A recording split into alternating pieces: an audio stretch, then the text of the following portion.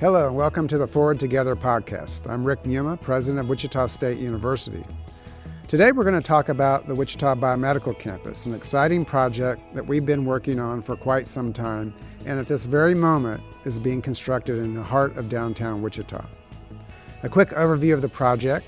The Wichita Biomedical Campus is a cooperative effort among Wichita State, WSU Tech, and the University of Kansas to centralize healthcare education and research in Wichita.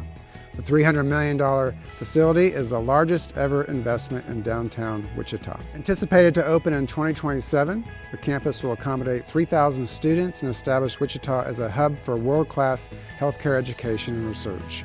I'm joined today by two exceptional leaders who are deeply committed to the success of the Wichita Biomedical Campus, Dr. Sherry Utash, president of WSU Tech, and Dr. Greg Hand, the dean of the College of Health Professions here at Wichita State.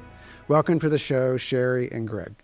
All right. Well, welcome, Sherry and Greg, to the podcast. Thanks for stopping by. We really appreciate it. And we're going to talk about the biomedical campus that is emerging downtown. Hope you all are excited about that as much as I am. You know, this is something that the university has been talking about for a long time, and no one ever thought that it was going to happen. When I started talking about it, when I was interviewing Greg, I'm sure he thought, oh yeah, that's not going to happen. But it is, and it's very exciting for not only the university, WSU Tech, certainly the College of Health Professions, but our community. It's going to be really transformational. And so, Sherry, I thought I'd start with you. And we've been partners in crime for a while. When we started talking about the affiliation with Wichita Area Technical College, now WSU Tech, we imagined that we would have a lot of opportunities to partner together, and no one, I think, would have thought we would be partnering like this. And so the affiliation between Wichita State and WSU Tech plays a crucial role in how we shape opportunities for our students and build a talent pipeline. Tell me how WSU Tech fits into this vision of establishing this, interprofessional collaboration between our university, WSU Tech, and KU. So thanks for having me on the podcast. And you are right. Watching that big crane be built in the air, and I just happened to be down at Niche the day they were building it, and I just couldn't leave because it was really cool. And now to drive down Kellogg and see that 110-foot crane, and you know what's going to come out of the ground next, and the footprint of it, it's pretty phenomenal. Yeah, well, you can see that crane from far and far away. It's just so cool. It's just such an incredible sign of progress in downtown Wichita. But when we go back to the affiliation, the reason that we did the affiliation, we did it for lots of reasons, but we did it because we thought it was a good thing for students. We thought it was a good thing for business and industry, and certainly a good thing for both of our institutions. And the thing about it is it was innovative, it was a bit disruptive at the time, and we knew it would provide opportunities that we could never imagine. Mm-hmm. When I look at what's going to happen with the biomed, it's like the next natural extension of that. All of a sudden now you have a technical college with two research universities, actually moving forward in a whole new area to really put Wichita on the map and to really become a very, very focused area on healthcare and to create that for our city, for our community. When I think about this and I think about the way that students are going to benefit from this, I'm going to go to let's start at the Future Ready Center. Mm-hmm. We opened that healthcare center for Future Ready Center for UST 259 students just 2 years ago. Yeah. We started with 53 students. This semester we have almost 300. Once we move some of the programs that we're moving to the biomed, we can expand that probably double. So we're starting to put people on that trajectory. And then when you think about the students in nursing that are going to be in Surge Tech, which is the two programs that we're going to have down there, and the opportunity for interdisciplinary learning and to work with other students and to learn and to increase self-efficacy and to train healthcare people in a completely different interdisciplinary way, I mean, it's game changing. Yeah. It is a true transformation of downtown Wichita from a building standpoint, but the things that are going to happen inside the walls of those buildings are truly transformational to the healthcare industry. Yeah. And one of the unique aspects that I haven't really seen across the country, I was trained in, you've heard me say this before, the largest health science center in the world, the Texas Medical Center in Houston, which is very innovative, cutting edge. But one of the things that I haven't seen across the country, I've been to lots of health science centers. I know Greg comes from that background, and across the country there's many health science centers. There's not usually a technical college associated with it. So I think that really makes it unique, from the very entry level to postgraduate medical education. Theoretically, a student could enter in there, and if they wanted to be a physician, they could finish there too. That's right. And then there'll be opportunities to facilitate more learning with the high schools. And you're already doing that with the Future Ready Centers. Creating those stackable pathways, education's a super highway, get on, get off, get back on, get off. And I think that the biomed, I mean, it's the real essence. It's the next step in the real essence of what we established with the affiliation several years ago. Yeah. And certainly, I would concur with you. I don't know that anybody ever thought it would really happen, and by living into this and really watching it and knowing for generations to come what's going to happen because of the vision that you had and the diligence and the grit and the perseverance you had to get to this point. It's phenomenal. Well, I had a lot of good partners with you all and others, and so, but I appreciate that. And I just learned a long time ago, and I think you operate this way too, is that you stay on message. You don't get on message, and you keep moving people forward, and people start getting off message. Oh, wait a minute, we're going this direction. And so I think that really helped move it forward. So Greg, welcome. Thank you. Happy to be here. So Greg started during COVID. I did. Came from West Virginia and University of West Virginia, and has been central to getting to where we are today, and the design and just the whole programming of the building and being involved in it in every step of the way. So tell us a little bit more about partnerships and collaborations with private companies and government agencies that will be essential to making this a success. How do you see the biomedical campus furthering that? You could probably already talk about some of the things that you've been working on, so the listener can understand that. So I think the vision, certainly for me and for the College of Health Professions, is to look at the biomedical campus as potentially replicating the beginning of the innovation campus. When you think about Wichita State University nationally, what it's really known for is innovation in aeronautics and flight. Thinking about flight, bringing industry, the aeronautics industry together onto a campus. I think we have that capacity to do that downtown with healthcare. Healthcare is certainly, the second largest industry in South Central Kansas, and we have the capacity to do the kinds of things that were done on Innovation Campus, which is really consolidating, bringing industry to the area and consolidating it in one particular area and being a magnet for that. And we want to try and do the same thing with healthcare and healthcare education. This building is really the anchor for the biomedical district. But when we think about this building, it's beyond just education. It's research. There's clinical practice that will go in there. We already have partners that are going to move in the next 3 or 4 years, literally across the street from us. We have a pediatric clinic that's going to move in. We have the osteopathic school across the street that'll have 750 DO students by the time we move in down there. So there's already a critical mass of the education piece and the clinical piece.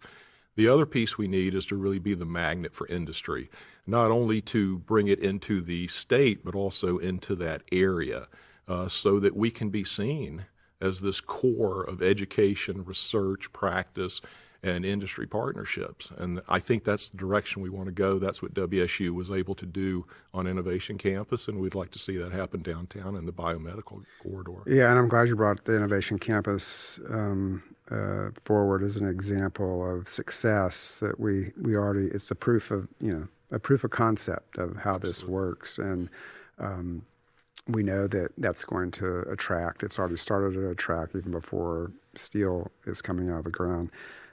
WSU Tech's health programs that Sherry already mentioned, nursing, surgical technology, and then KU's School of Medicine in Wichita and their School of Pharmacy in Wichita, at least initially. And then hopefully their clinics and additional clinics from the university will play a role going forward. And we'll be done, knock on wood, by the end of 26 with students starting to actually learn and study in the building, research sometime in 2027. Summer of 27 and beyond, I think. And faculty and staff might move in a little bit sooner. So it sounds like it's a long way away, but it'll go by really fast. Yeah. Okay, Sherry, back to you. Yep. How you talked a little bit about this, but a little bit more. How does the biomedical campus align and advance WSU Tech's mission to provide workforce ready? And maybe talk a little bit about the Future Ready Centers and that partnership with 259 and what the purpose of those are. And you've already talked about some of the interest in the healthcare one, but. Sure. The Future Ready Centers, we've built the healthcare with USD 259. So it gives opportunity for juniors and seniors in high school to start looking at a career in healthcare and maybe getting some of those prerequisites done, maybe getting their CNA, their CMA, their phlebotomy, EKG, paramedic, EMT, those kind of things done while they're still in high school. And then the next thing that we're getting ready to explore with that is a nursing program, a pre-nursing program for high school students. So a cohort of students while they're in high school starting towards the nursing degree. All of this is done in order to create that talent pipeline. Because, our job is to create that initial entry-level pipeline of talent into all different industries. So as we look at that, then how are we building pathways from what we do in certificates and 2-year Associate of Applied Science degrees into the university towards their baccalaureate degrees? And that's the beauty of the affiliation, and that's the beauty of what we're doing together collaboratively. Is we're saying, okay, we're going to start this education career ladder together. And here's the first step. And then once you finish with that, what's the next step? And maybe you go to work and then you go, boy, I want to do what they're doing. What do I have to do that? Well, then they get back with industry and industry sees that. And oftentimes industry pays for additional education, which reduces student loan debt. Yeah. But I think the thing that is, it's creating that pathway. It's creating that ladder that people can continue to succeed. And we're starting earlier and earlier with that, with high school students, with middle school camps and those kind of things, just to create exposure so that everybody, everyone in this city, all of our young people and children can know what types of careers are out there for them and have a frame of reference for that. And I think that's super important. Yeah. And we have to create awareness and then create the pathway for them to be successful to do that. And I think that is the thing. And then seeing is believing. Can you just for a minute think about high school students, middle school students walking into the biomed and seeing all of that and thinking, boy, if I didn't think I wanted to do this before, I sure want to do it now because look at all this cool stuff. And I think there's such synergies there. So I think that reaches the mission. And then I think there's things that we can do down the road with the culinary school in culinary health and sciences of food and food handling and all those kind of things. Food is central to your health. Right. So it makes sense. I don't even know that we know what those are yet, but I do think that's a definite growth area for us as we, continue to envision what this looks like. And I do think it's just going to draw industry in a whole different way than we've ever seen before. Very similar to the Innovation Campus. I think that's a great analogy, by the way. Thank you. And so you kind of talked about this healthcare corridor that we're envisioning, and one of the reasons why I wanted it to be where it's located, where it's coming out of the ground, is because the culinary school is down there, because the DO school is down there, because there is social services nearby. There's a hospital just north of it. To create this ecosystem that is already starting before we're even building. So, Greg, a couple of things that I know you're working on, a couple of centers, institutes that you're working on. Why don't you talk about that? We also have academic center in the biomedical humanities, and all focused around health ethics in a different college, but interdisciplinary in nature. But talk about the rehabilitation, healthcare data stuff that you've been working on, that you're trying to position with the new biomedical campus downtown. Yeah, let me start with the Institute for Rehabilitation Medicine and Assistive Technology, which is something we launched a few weeks ago. This is a collaboration among the College of Health Professions, Biomedical Engineering over in the Engineering College, and our Industry and Defense Partnership programs on Innovation Campus. We have what is really a unique opportunity here, which is in health professions, we have clinicians, we have a patient base, they're out seeing patients, particularly in pediatrics, but they understand what the clinical issues are. Their challenge is that they were trained to diagnose and understand what challenges are for their patient base. We have biomedical engineering who were trained to solve problems from an engineering perspective. That's not unusual for big Research One type universities that have a lot of healthcare presence and have engineering presence, to have health professions and engineering work together. La Jolla is building a new building for research to combine those things. There was just one built with Southwestern Medical Center and the University of Dallas in Dallas. Research Triangle has several of those. Boston has numerous groups.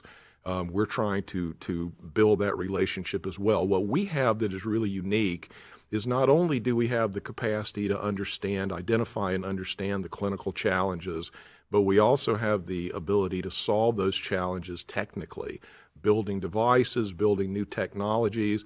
But with Innovation Campus, we have this extra piece. We can actually fabricate devices, test devices. And if we put those on patients and we test the safety and do what's called a phase 1 trial, we have the ability in-house to generate 200 or 300 of those prototypes to do a bigger clinical trial. And that's when industry starts getting interested in this. That's when they start saying, we think this may work, and it may be something we want to put some money into. And when you do that, you bring in a whole new skill set from industry. So for WSU to be able to identify clinical problems, go all the way through fabricating a device and then testing a device after being able to create and manufacture a few hundred of those, I can count on one hand the number of universities that can do that in the United States. That gives us an incredible competitive advantage to draw industry into the area. And certainly nothing in the Midwest that I can think of that would have all those assets. And I think for the listener who may not understand fully what we do at Wichita State, but a lot of our research is based in the aerospace industry, but out of that has come our expertise in advanced materials, advanced manufacturing, smart manufacturing, robotics, automation, all of those things. And one of the big outcomes of that happened during the pandemic when we stood up that molecular diagnostic lab, utilizing all those assets that other institutions wouldn't be able to do. We did that in a matter of months to help really boost testing in our state and save a lot of industries, keep people well, and preventing them from, taking the virus into their workplace. You can't build planes remotely, so the aerospace industry was a big supporter of that.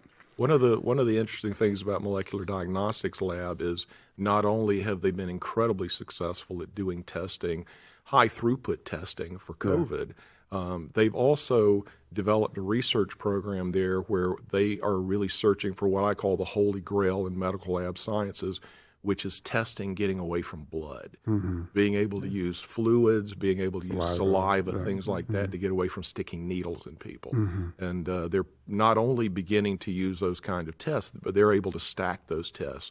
So they can take a saliva sample and test for many viruses rather than just one, and not have to poke holes in people to do it. And that really is the holy grail with MedLab Sciences. Well, and just to follow up with that, our connections with industry, some of our partners on campus, like Deloitte, helps us when we need equipment, when we need to get first in line to get something like we did when we were standing at that lab. And I don't think people understand that of these assets indirectly help us as well. And so there was another center that you're working on around healthcare data. Explain that in layman's terms, what you're working on there. It's called the Kansas Center for the Advancement of Healthcare. It is perhaps the first major effort for a partnership between WSU and KUMC in Kansas City, University of Kansas Medical Center. We're working together to build a healthcare analytics center that will be able to collect lots of different kinds of health-related data from across the state, whether it's personal health information from hospitals to social chatter online to wearable devices. It really will give us the opportunity not only to get a holistic view of people's health rather than just what they report, their signs and symptoms when they go to the doctor, but really where they live and how that impacts their lives. But we'll be able to do it with Kansans from birth certificates to death certificates. We did this in South Carolina many years ago, which is really the prototype for this type of center, and they currently have about 3.5 million data sets on South Carolinians, literally from birth to death certificates, and it's a data set that's used all over the world. We have the capacity to do that in Kansas, but we have the ability to go one step further. And now with AI, we can actually take different kinds of data, data from satellite images of air quality all the way down to personal health records, and really create that holistic view of what someone's life looks like in terms of their health. We'll be the first center in the United States to do that. There are very few in the world. And again, I think it is really emanating from us being able to be partners with the Biomedical Campus, but it's really, I think, our first effort with KU to create something that's going to really impact health statewide. And we have the infrastructure in place on the Innovation Campus to help move that forward with the Digital Transformation Hub and the National Institute for Research and Digital Transformation that really is not available anywhere else. So that's also a plus. All right, let's go back to the healthcare corridor and that whole concept again. And we've talked a little bit about this. It was important for me to think about establishing some centralized core of healthcare services in the core of our city. Any city the size of Wichita or larger has something like this at their core, usually in an academic health science center environment. So, Sherry, could you talk a little bit more about how you might think that WSU Tech will be fitting into that? You talked a little bit about the culinary school, but you've mentioned some other things around culinary medicine and that sort of thing, and relationship with well, certainly school. I think the culinary school will have a part to play as we move forward into this, and that might even result in some of the industry that will go into that corridor, possibly.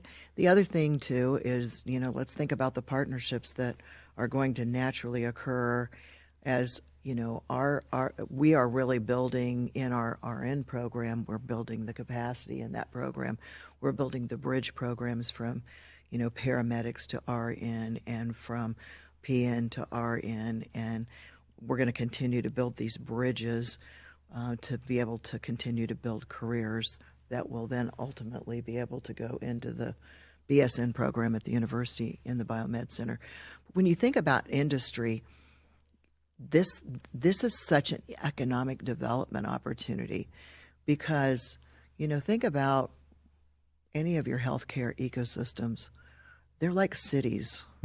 They're like cities. I mean, it takes all kinds of people to make this run.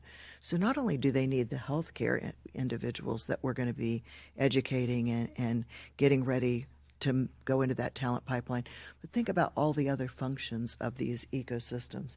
And for us, as we try to provide that, that's going to open up a lot of doors and probably a lot of new programs at WSU Tech in order to meet those needs and in order to build that infrastructure that's needed, not only by our hospitals today and our health facilities, but then as we build into all of this in research and in different ways of adding in. You know, I mean, the dream is that, you know, it starts right there at the corner of Broadway and Williams, and it goes all the way down in an L shape, all the way down to Via Christi to St. Joe. That's the dream. It doesn't have to stop there either. Right. But I mean, the dream is to build this incredible infrastructure. And the other thing I think long term for us, we do a lot of applied learning, of course, in this area, but I do think there's some lower level applied research that we could probably get into at some point. Yeah, WSU Tech could be involved. That WSU Tech could be involved in as we continue to build this out and really live into the vision. Yeah. So the city is updating their master plan for downtown, and just yesterday I met with the architectural design firm, planning firm, and someone asked me at that meeting, okay, so we know what phase 1 is. We think we know what phase 2 is. So what's phase 3? And so I had to stop and think about that.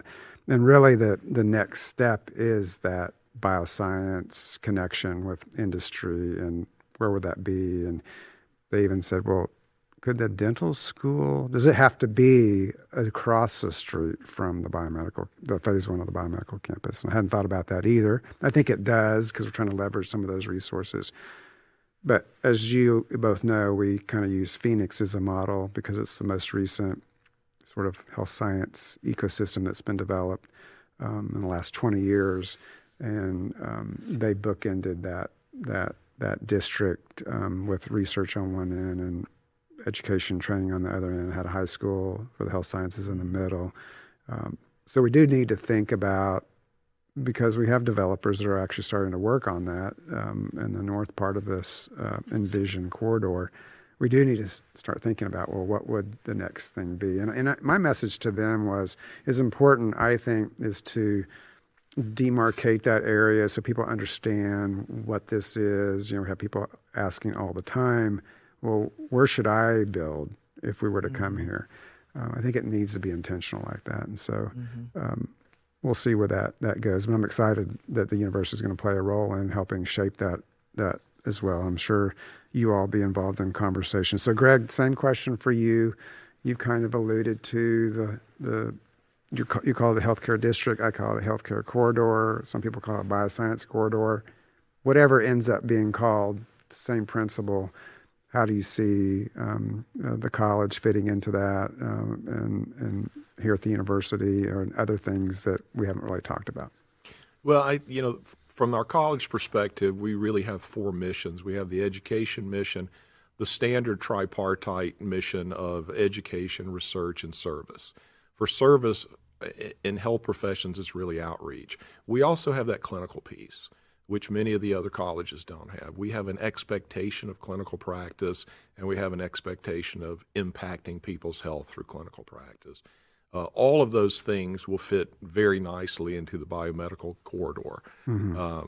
I think there are certain anchors. If you look at the successful corridors around the country, there are some anchors. There's always a hospital. There are clinics and clinical practice going on. There's a major educational component. There's always a high school because that's really where the pipeline for us begins. And we're talking about a magnet high school, a magnet health professions high school downtown.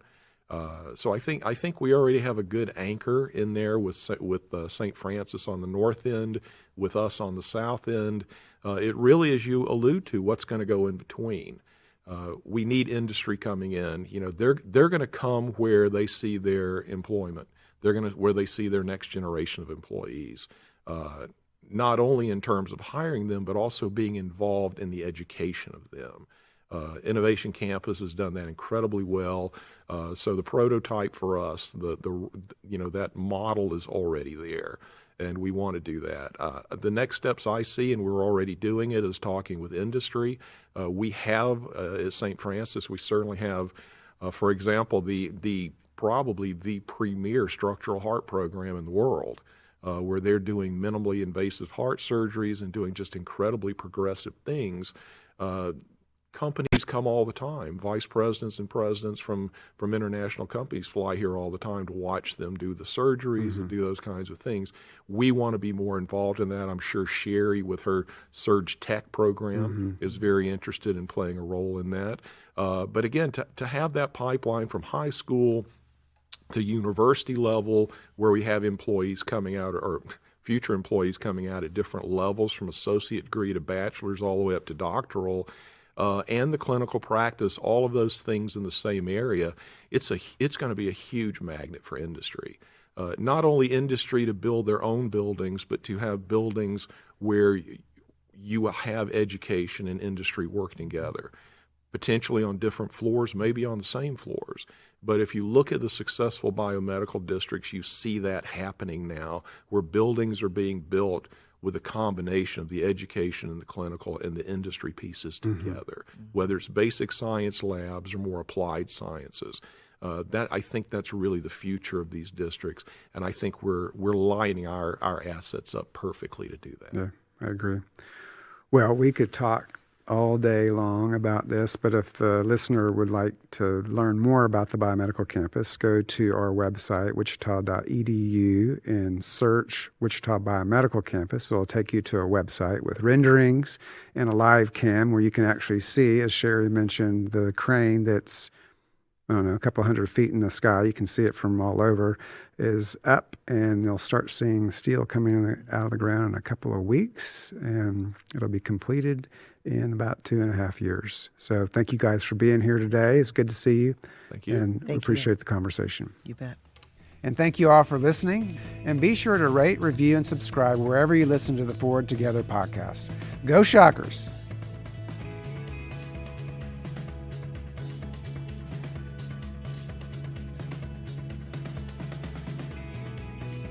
Sponsorship for the Forward Together podcast is provided by Scott Rice Office Works and the Shocker Store. Additional thanks to Nair Amp, WSU Carpentry Shop, and Go Create.